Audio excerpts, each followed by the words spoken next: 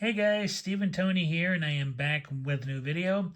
And for this one, I wanted to go over some lesser known but still essential westerns that newcomers to the genre should view after they've seen the Leone films, the Corbucci films, and the Sollima films. Now, to start off with, I should mention that this video isn't going to include the Sabata films, the Sartana films, or the Ringo films, as well, pretty much everybody knows what those are and who's in them and what's going on, etc., etc. For this one, I wanted to focus on films that are really good, that many of us who love the genre know about already, but maybe those who are still getting into it or just, you know, starting out ought to be viewing that maybe don't have that audience just yet. So, and yes, this video is more for anyone who's a newcomer to the genre, but I'm sure the old timers like myself, Eastwood for Life fan, Cinemaniac 77 and 101, Bronson will agree are good ones to check out. So, without further ado, let's get started. Now, I will start off with an honorable mention, and that is Lucio Fulci's Massacre Time, starring Franco Nero and George Hilton. Now, why is this only an honorable mention, you may ask? Well, this has made the rounds on YouTube and a few other forums over the years as a Western everybody wanted to see in good, decent quality. Now, the out of business label Wild East actually did put this title out on DVD a few years ago under the Brute and the Beast title, which I did pretty good, I've read. But Explosive Media first had it out in this really cool media book slash digibook. And then, of course, Arrow Video did it as part of its first spaghetti western box set. So basically, this is a film that's made the rounds, but is still finding its voice, finding its audience. It is still a good film to check out early on. It's the atypical revenge story, a guy who's been away from town for a long time finally comes home and learns that his family's ranch has been taken over by these unscrupulous characters, and they have the town in another state of panic, and he's got to save the town with the help of his near Joel brother, who's become a slobbering drunk. So yes, it's definitely a film to check out once you've seen the Leones, Corbucci's, and the Sollimas. But because it has kind of started finding its voice, it's really more of an honorable mention. So that is Massacre Time. Now for the ones that people don't know about and should check out. The first is Viva Django, aka W Django, starring Anthony Stephan. Now, this is considered probably not canon Django, but it definitely fits into the Django style character and story that he would be involved in. Now, this is kind of done in sort of like segment fashion. Basically, Django comes home one day to find out that his wife has been brutally raped and murdered by a gang of outlaws. And he sets out to pretty much bring them all to his own brand of justice. And he finds out that each of the men is now in a new line of business. One here, he still runs a gang, but he's more high profile now. Uh, Another is a captain in the Mexican Federales. A third is a banker. And the fourth man has remained elusive to his identity. And it's just basically Django going from place to place, dishing out justice.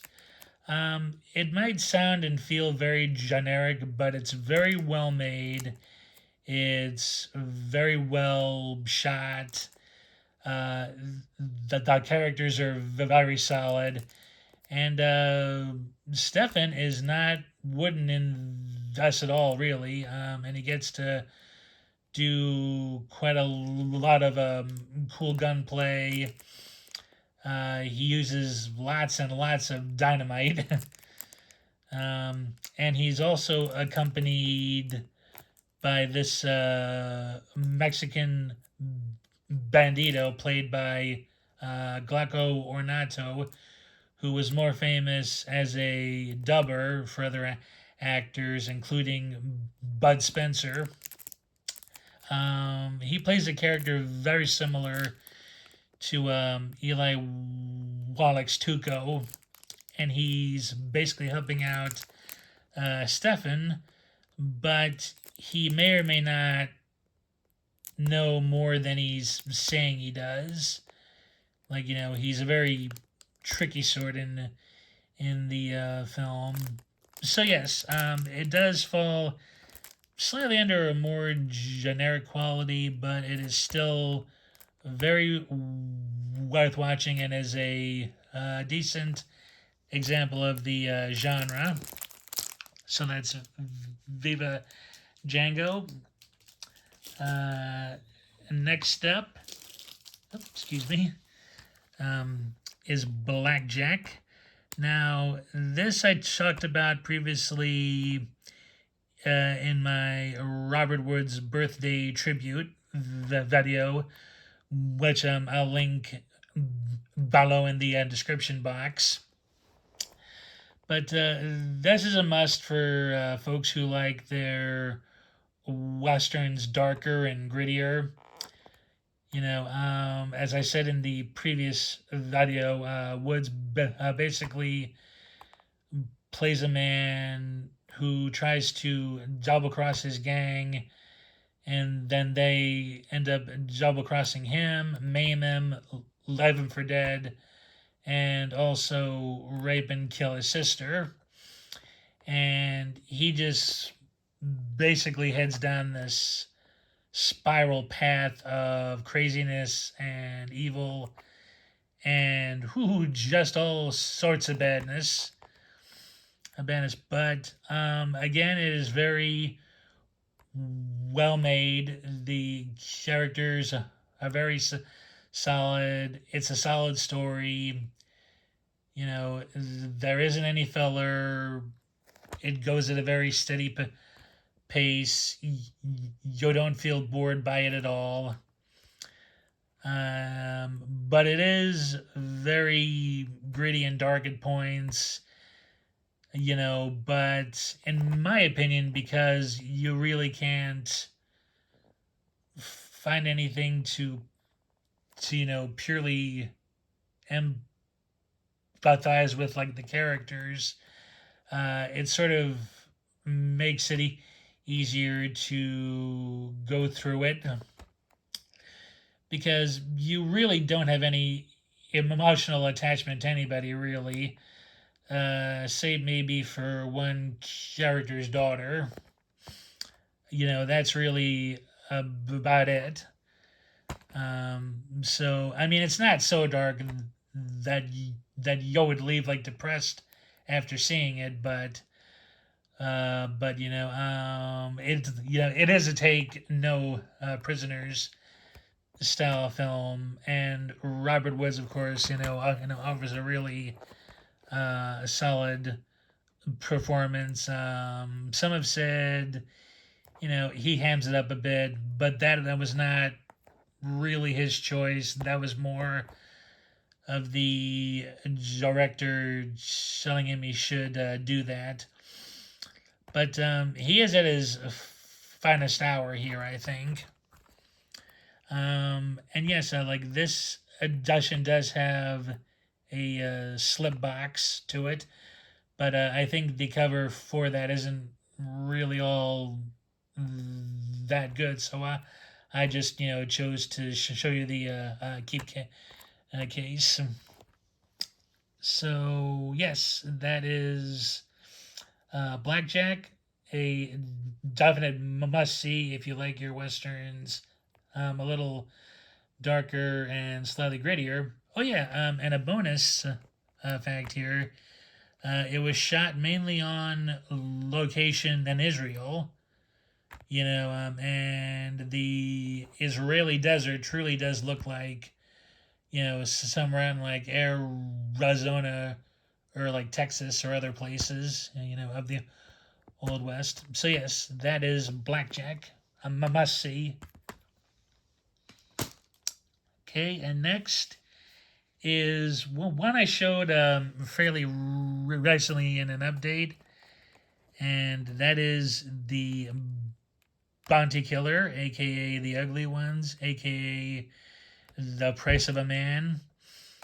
Now, this is a must see for anybody who's new to the genre, because it was Thomas Million's first ever Western, and also because it has a slightly noir tinge to it as well.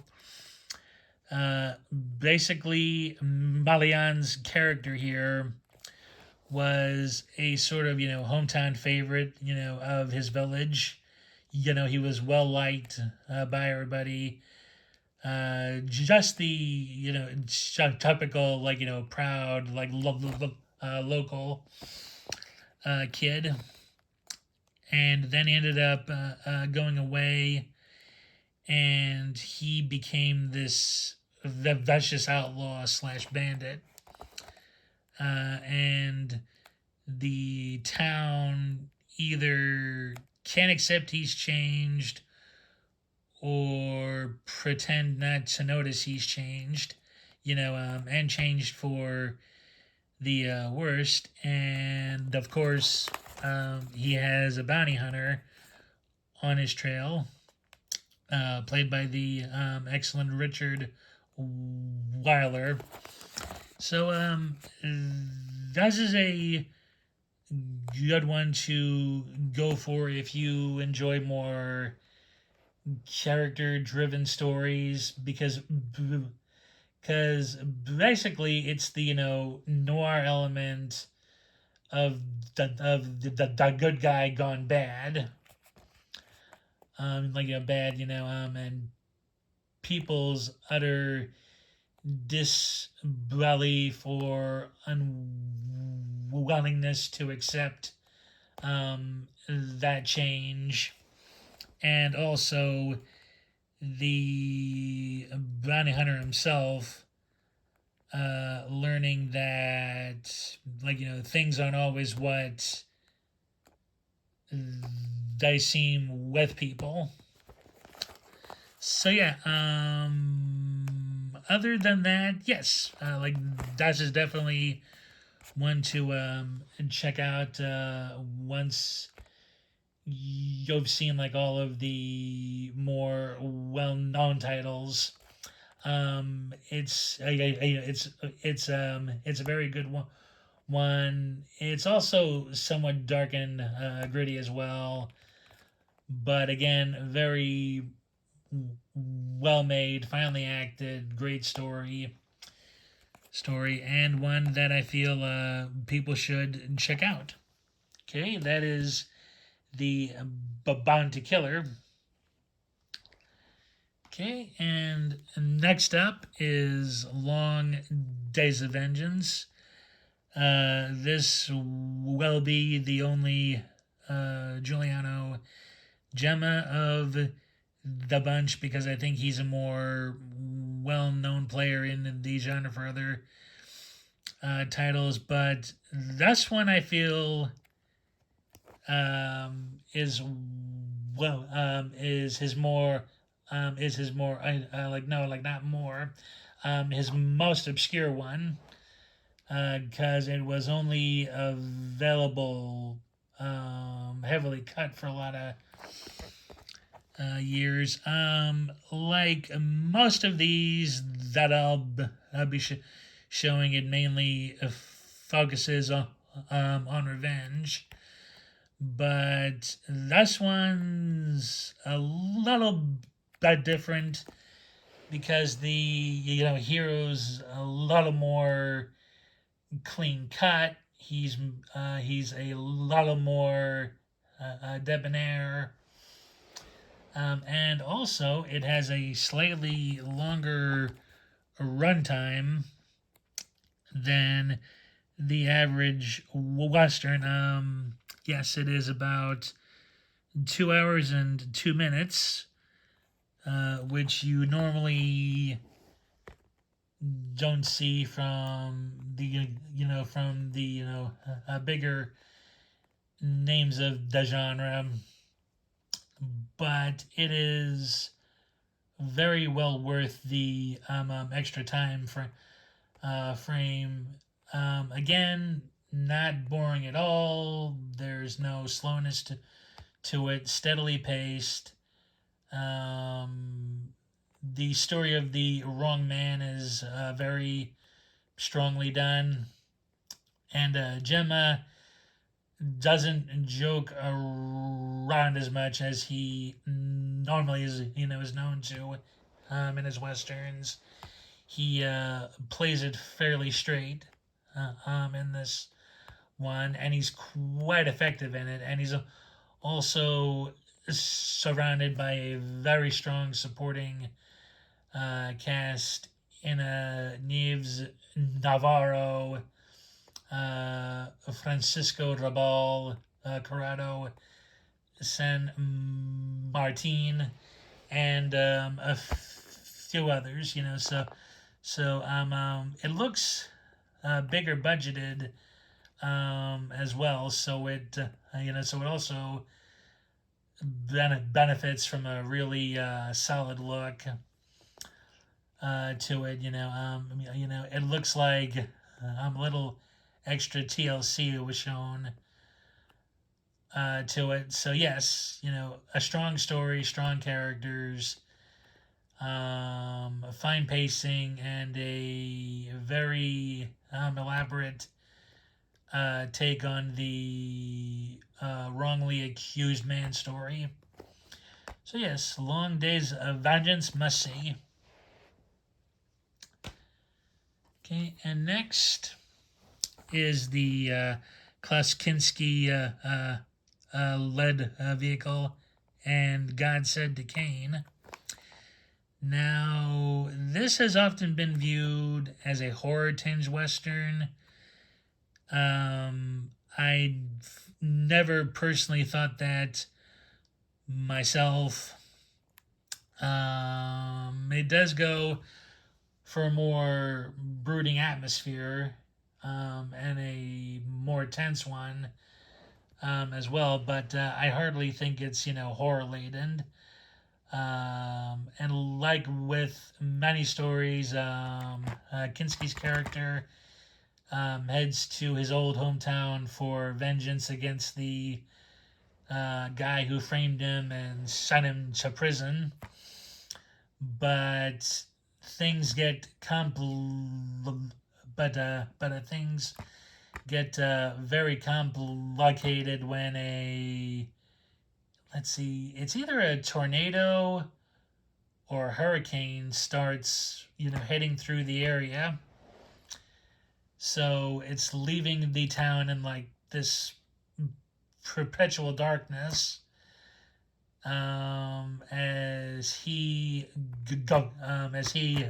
Kinski's character uh, goes around and basically starts picking off his enemy's gang one by one. Very atmospheric, again, very well shot. You know, the characters don't have as much to them as a few others in this list will, but they're still very well acted and very well shown in the story.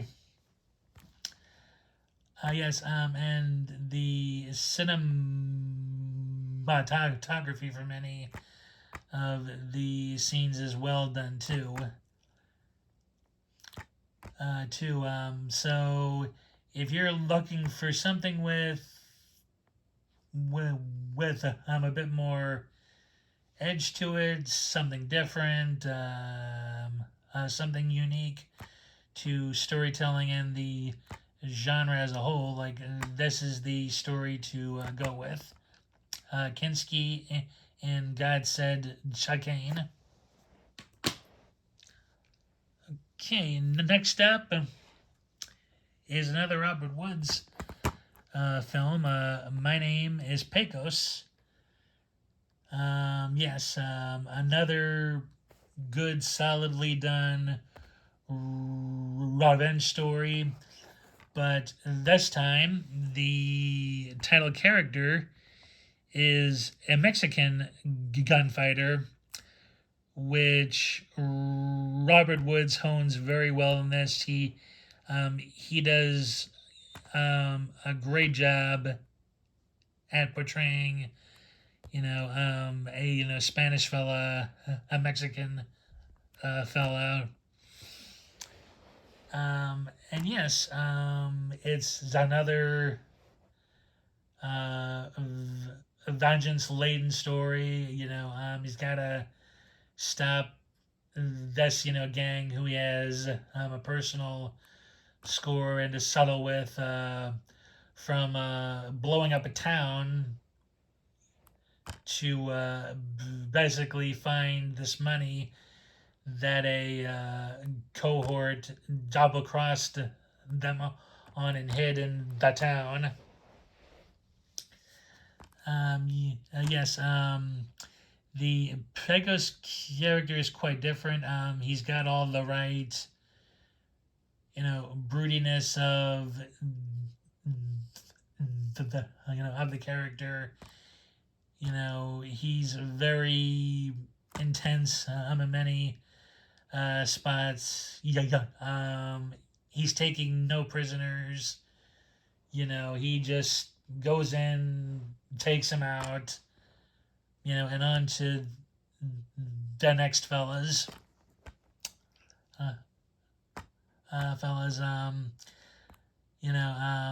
Yes, it is a very solidly done film that the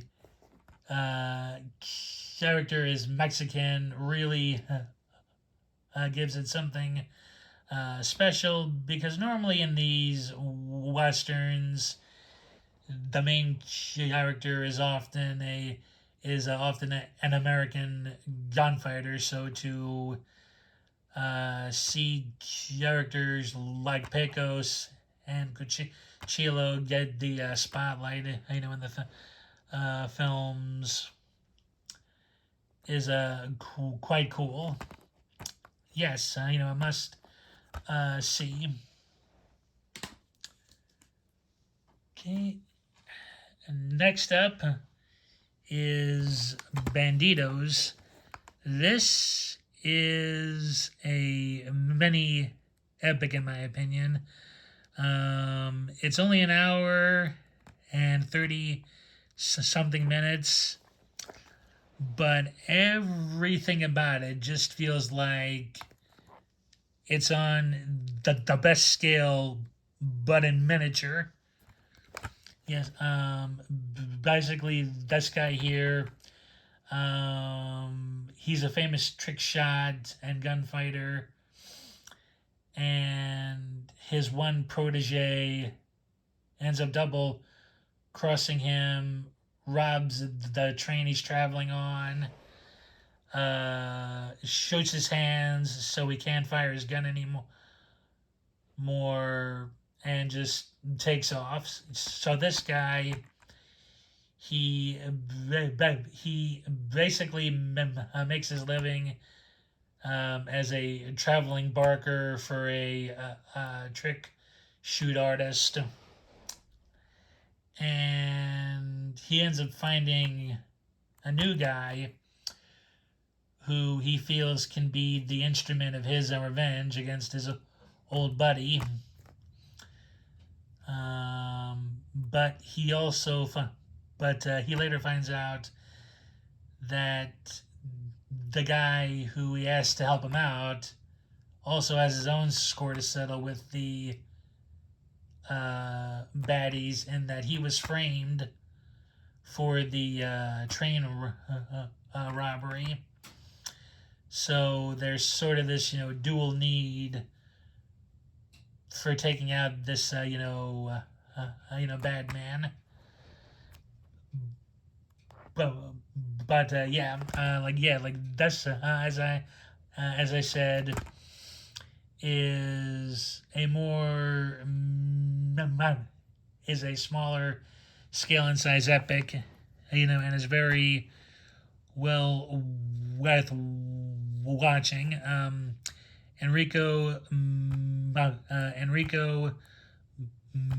Maria Salerno, who plays the guy on the cover here, he was mainly famous for having been the Italian voice for Clint Eastwood in the Dollars trilogy, and he is excellent as the once famous guy,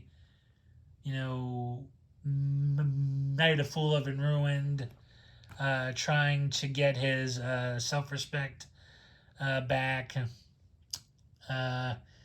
The briefly lived British actor Terry Jenkins is great as his protege, and Valentino Valente, I think his name is. He's great as the villain, in this. As is Chris Huerta as the secondary antagonist. So yes, if you want something that feels grand in spectacle and feeling, but done at a much smaller rate, but still feels grand, then this is yours to watch. Yes, Banditos. Okay.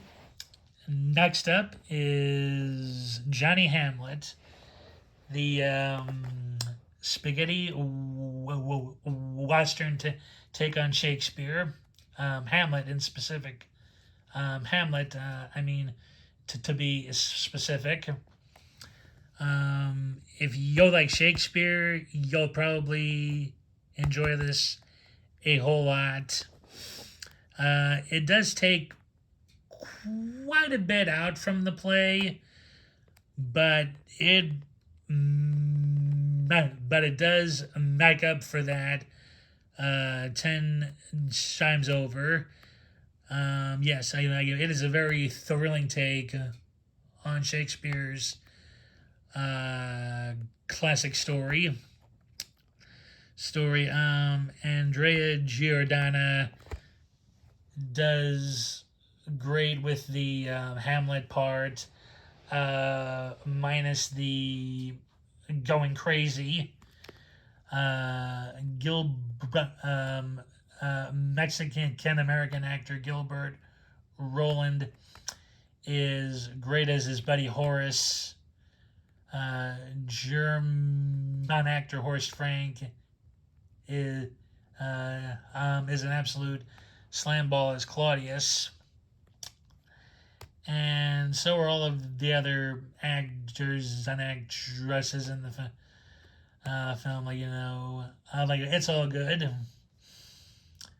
Good. So, if you like Shakespeare and have often wondered, how he would do in a Western setting, then that's one's for you. It has some good brooding atmosphere. There's, a nice sandstorm towards the end of the film for the final shootouts, which is really effective. And yeah, Enzo G. Castellari really translates Shakespeare to the Old West well. The dialogue is fairly similar to the bards at times, just just with the Old English. Yeah, the media book from Explosive Media is a must have. I do hope they'll eventually do an Amaray release of this for anyone who hasn't had the chance to pick it up yet. But it is totally worth your time. Great story. Great take on the characters of the classic. A must watch. And on a similar vein is $10,000 for a Massacre. This was Johnny Garco's first Western before he would reach the heights as Sartana. And he does very well as an unofficial Django. Yes, he is actually named Django in this. I don't know if he's if he's officially seen as a Django, but he is very Django-esque in it. And he's basically this lone. He's basically this loner bounty hunter who only agrees to go after this bandit initially, played by Claudio Camasso, because he's got a very, very high price on his head. But tragedy soon hits Django, caused by this guy, to make it very, very personal, and it culminates in this ghost town that the bandit and his father and their gang hang out in. Again, it's a very atmospheric last 20 minutes. A sandstorm heads up, giving it a very eerie feeling, but it's not horror tinged at all. Very well made and a must watch. Okay, and to conclude is my third favorite Western ever made, and that is Cemetery Without Crosses. That one's unique because It's a French western, and also like with films similar to Blackjack and like The Great Silence is gritty, is dark. There's no pure there's like no pure heroes or villains. Everybody's um, a shade of gray. But the characters here, played by Robert Hossein and Anna Michelle Mercier, are the characters you stick with the most. They're very fatalistic characters, but something about them makes you root for them. Uh, um, Especially Mercier's character, who I personally think is the number one Italian Western leading lady. I actually see her as better than Claudia Cardinale's Jill McBain from Once Upon a Time in the West. Uh, there is just something about her that is endearing. That soul piercing gaze, the sadness, the anger, the want of vengeance. It just it all harmonizes perfectly. Same with Osign's Manuel. He's brooding, he's fatalistic, has quite a few regrets, is haunted by his past, but feels he has to help her. So yeah, the ending to this is very gritty and dark, but I've never been bothered by it. Like just like something about how everything culminates. At the end, someone manages to work for me. So yeah, and for anybody who is interested, the planned pictures slash Coach Media release is as worth having as the as the Era Video Blu-ray. Also, in that the play-on version has the French audio, which isn't too different from the Italian. Just a little more minimalist, in certain spots where a dialogue, is concerned. But like this is a good brooding and dark one. Again, you won't leave it depressed afterwards. But like this, is another pulls no punches one.